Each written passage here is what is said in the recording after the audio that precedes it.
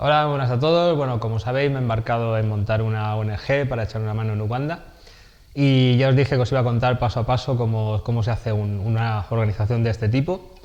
Pero esta información también os va a ser útil si queréis montar una asociación deportiva, cultural o de lo que queráis. Así que bueno, voy a explicar un poco lo que es una ONG, una asociación, una fundación, porque bueno, hay un poco de lío con todo esto. Así que bueno, espero que os quede un poco más claro. ¿Empezamos?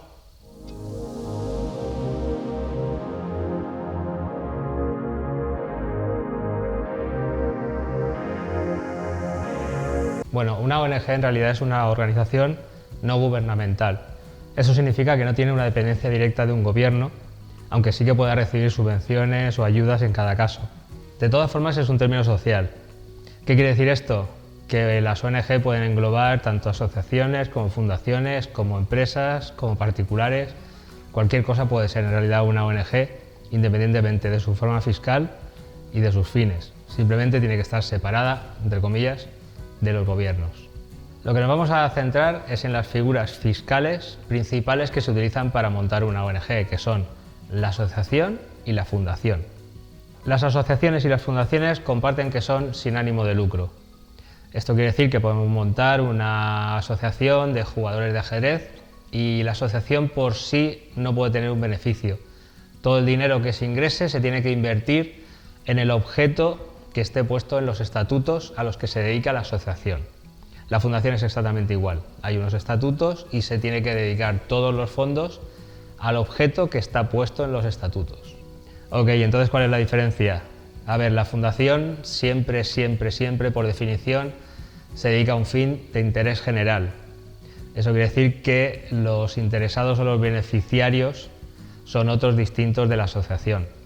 Sin embargo, las asociaciones pueden ser agrupaciones de personas para realizar unas actividades colectivas simplemente y no tienen por qué tener un interés general. Esto del interés general lo veremos después porque es bastante importante con el tema de las donaciones.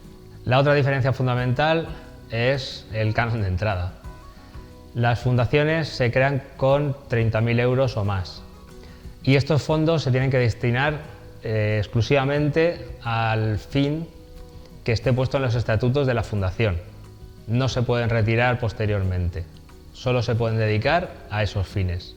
Sin embargo, una asociación se puede crear perfectamente sin un fondo al principio y luego ir recolectando el dinero para dedicarlo a estos fines, con lo cual siempre es mucho más sencillo montar una asociación. Pero como decía, las asociaciones pueden ser para fin particular o para fin general. Sin embargo, las fundaciones son siempre para un fin de interés general. Vale, ¿y por qué es importante esto del interés general? Pues es importante por las donaciones. Si nos acogemos al régimen de organizaciones de interés general, las donaciones desgravan. Quiere decir que los donantes de ese dinero se pueden desgravar en el IRPF, en renta, se pueden desgravar hasta un 70 o un 80% de ese dinero. Sin embargo, las donaciones que van dirigidas a asociaciones que no tienen un interés general no se desgravan este dinero de la renta. Y como evidentemente son organizaciones sin ánimo de lucro, tanto las fundaciones como las asociaciones que se han sujeto al régimen de interés general deben destinar el 70% de los ingresos a los fines que están puestos en los estatutos y el resto lo pueden dejar como fondo para los siguientes años. Pero todo el dinero que ingresen tanto fundaciones como asociaciones se deben dedicar a los fines que están en los estatutos.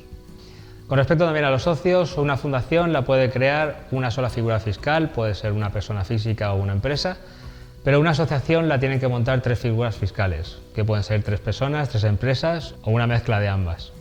¿Y cómo empezamos a dar de alta una asociación o fundación? Pues evidentemente pensando en nombre.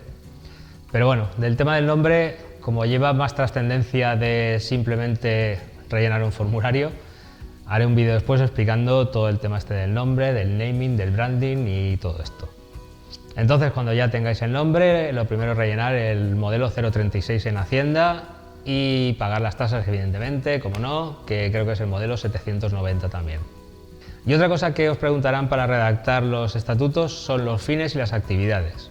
Los fines en realidad es a qué os vais a dedicar, cuál es el objetivo de esa fundación o de esa asociación. Mientras que las actividades es qué acciones vais a hacer para conseguir esos fines.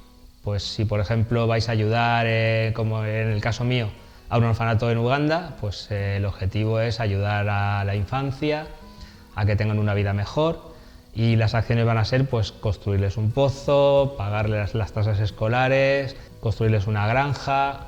Todo este tipo de cosas son las acciones. Una cosa son los fines y otra cosa son las acciones, ¿vale? Eso lo tenéis que tener claro porque os lo preguntarán en el momento de redactar los estatutos. Evidentemente, una vez presentados estos modelos en Hacienda, también deberemos llevar un libro de cuentas, porque las cuentas habrá que presentarlas también en Hacienda todos los años para que comprueben que evidentemente no estamos invirtiendo ese dinero en otra cosa que esté fuera del fin que esté puesto en los estatutos. Incluso tanto fundaciones como asociaciones no están exentas de otros impuestos, como por ejemplo IVA, IRPF, IBI, transmisiones patrimoniales. Todos estos impuestos, dependiendo de la actividad que se realice, se tendrán que pagar y presentar los modelos correspondientes. De todas formas, en este sentido, por ejemplo, tanto fundaciones como asociaciones están exentas de IVA. Quiere decir que las donaciones no llevan IVA, pero sí que tienen que pagar IVA de todos los recursos que adquieran para el funcionamiento de la asociación. De todas formas, insistiendo en el tema este del IVA, es posible que una asociación tenga que pagar IVA y hacer la declaración correspondiente. Por ejemplo, si organiza un concierto y se venden esas entradas son por un servicio, entonces sí que llevarán IVA y sí que la asociación cobrará ese IVA y tendrá que ingresarlo en Hacienda, por supuesto. Así que lo mejor que podéis hacer es buscar un asesor fiscal para explicarle todas las actividades que vais a hacer en la asociación, y él os explicará cuáles llevan IVA, cuáles no, cuáles tienen que pagar impuestos, cuáles están exentas por el tipo de asociación o de fundación en este caso.